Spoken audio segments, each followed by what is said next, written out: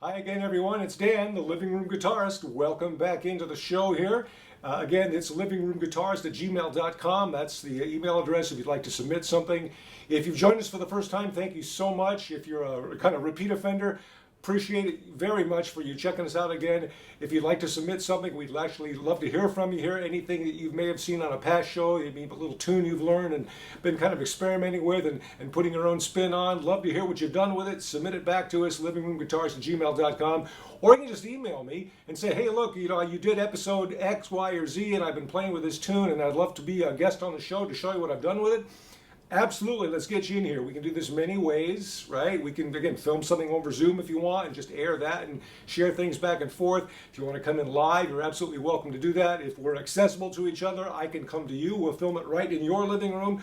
Whatever works. We can find a way to make this work, right? It's a show that we can get together and kind of share ideas, trade song, riffs and progressions back and forth. Maybe share lyrical ideas and put music to it, things like that. Learn new things to try, and just explore our fretboards for love of the instrument. So get out your sixth string. Let's explore a little bit today. So I walked into this Starbucks, and here's a guy who's at one of the tables all spread out. He's got this big synthesizer, headphones plugged in, a couple of bags of stuff, and he's sitting there like composing right there in Starbucks in front of everybody. And I'm like, just thinking, what are you doing? This is hardly the place for that. It's not a music studio, but we sort of got to talking when he took a little break there. I was waiting for my drink, and and we're back and forth, and he turns out he was a really nice guy, and he was in there. He just liked to be around people to do his composition. He was like an indie singer-songwriter there, and he had done a couple of albums just kind of on a private label, and he was working on material for another album he was producing. So we got to talking back and forth, and one thing led to another. Turns out we're both huge Steely Dan fans, right? Huge. So, and again, I had my guitar with me, so we're just having a conversation. And next thing you know, he's inviting me to maybe, kind of create something for his album that we could do together, because we're both Steely Dan fans. So he says, why don't you just come up with something that's kind of got a little Steely Dan kind of vibe to it, and I'll take what you've done and I'll put some keyboards to it, and we can create something really fun and cool. And I'm thinking, okay, great. Yeah, sure, no problem. Of course, inside my head the whole time I'm thinking, wait a second. Their music was really complex and sophisticated, and everybody they hired was like a virtuoso. I don't have that kind of skill set, not in my wildest dreams. But, I just pressed ahead anyway, and I thought, okay, yeah, let's do something. He gave me his card, and, I'll call you when I'm done. And so, yeah, here goes nothing. So, I'm walking through town, and if you're familiar with Philly, Rittenhouse Square is a nice little area where, there's a little park there where people just kind of hang out, and there's always something going on.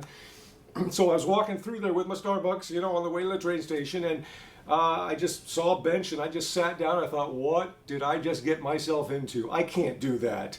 But I was, up for the challenge anyway, so I sat there, and I just pulled out my guitar, and 2 or 3 hours later, I'm still saying, missed my train, any hope of going over to where I was going. And I was just trying to, all right, what can I possibly do that sounds anything like a Steely Dan type of tune? And I failed miserably, but, I want to share with you at least what I started that day, and that I've been kind of, pulling it out once or twice a year to see if anything else comes to mind, and it hasn't. But, I figured, share with my fellow living roomers here.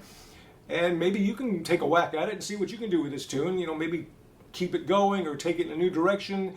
Whatever your creativity says to you, you're welcome to just kind of mess with it, and love to hear what you've done with it. Again, if it speaks to you in any way, and if you want to just explore your fretboard with these ideas. So let's just kind of show you what I did. I was in drop D tuning, right? So you just take your E string here, this low E, and turn it down a step to a D. So that's kind of the sound you get. But I was down here and just kind of started like this.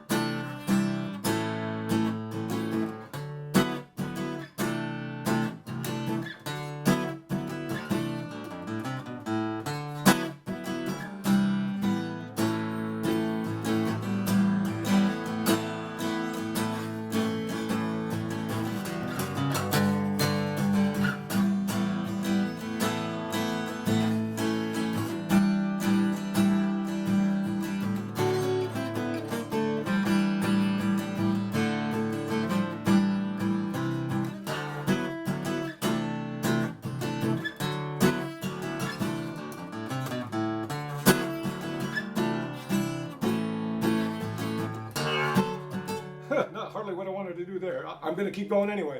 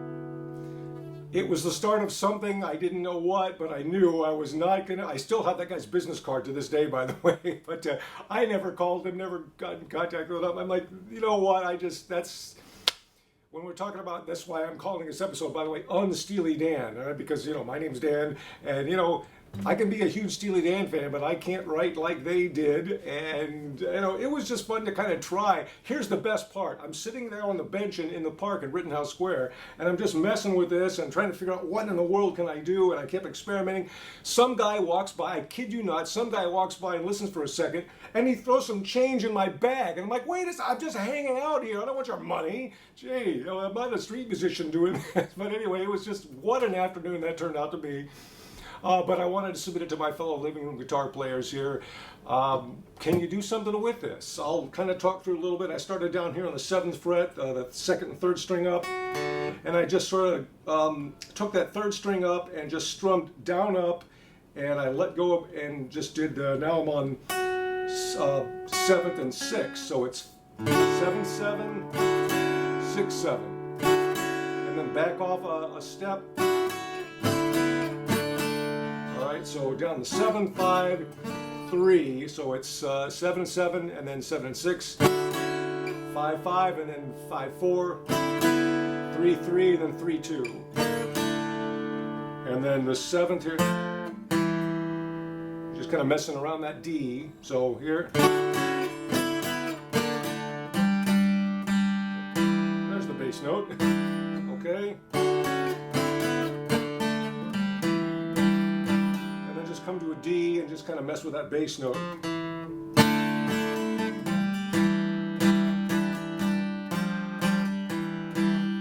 Come up to the 3rd fret. And again, I'm just playing with the bass note around this kind of a D chord in a way. Up to 5. Now, what I'm doing on the 5th fret here, 2nd string down, and then I'm barring the 3rd and 4th string down on the 4th fret, and then I pick up the 2nd string up here on the 5th fret, and the chord is this. And I'm just taking that shape from the 4th fret to the 2nd and 3rd fret here. Okay.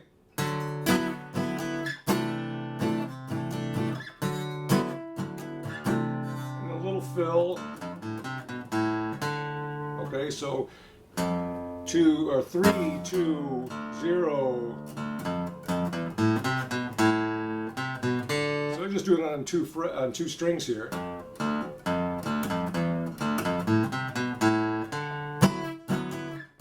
Right?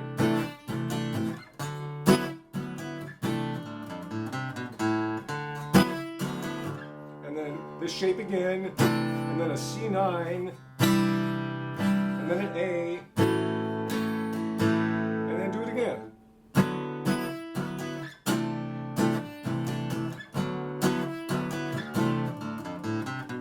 So let's and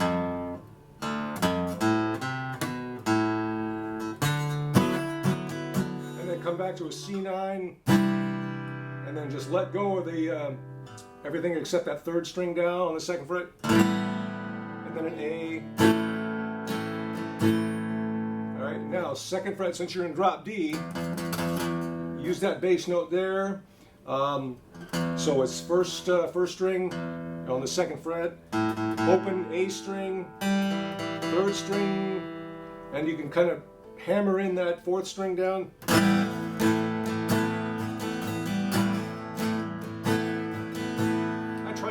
lock up here on that first and second string. Okay. Came back to it.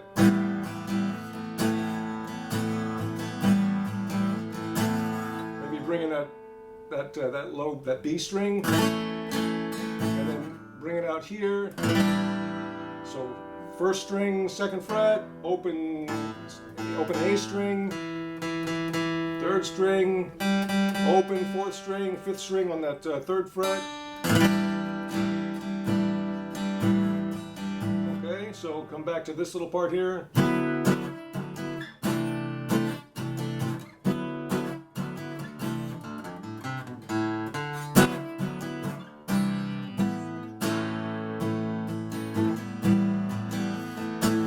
Kind of changing the mood a little bit.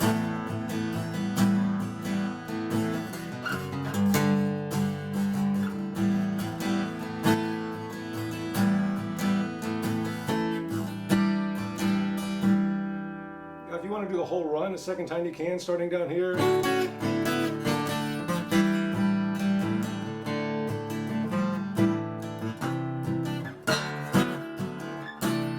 Okay, but what I eventually did on that second kind of run through, and I came back to this, and I did that E9 or C9, excuse me, lift off, and then A, and I just, since I'm in drop D, I'm just using those top three strings and just sort of lightly strumming.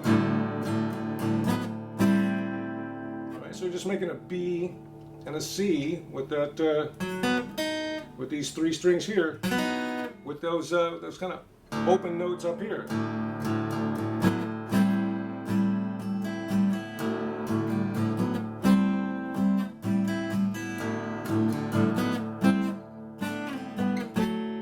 So I'm going the two middle strings on the 7th fret, slide to the 5th, and then 5-4, and then back to 2-4.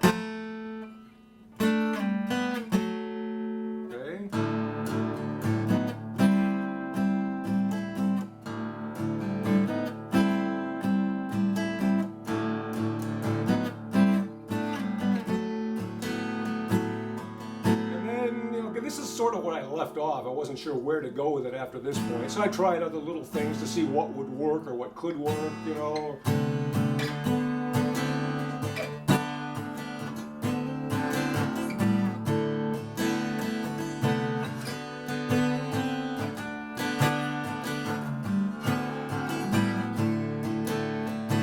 I leave it up to your creativity, really, to see what's possible for this tune. Can it become something? Can you take the next step?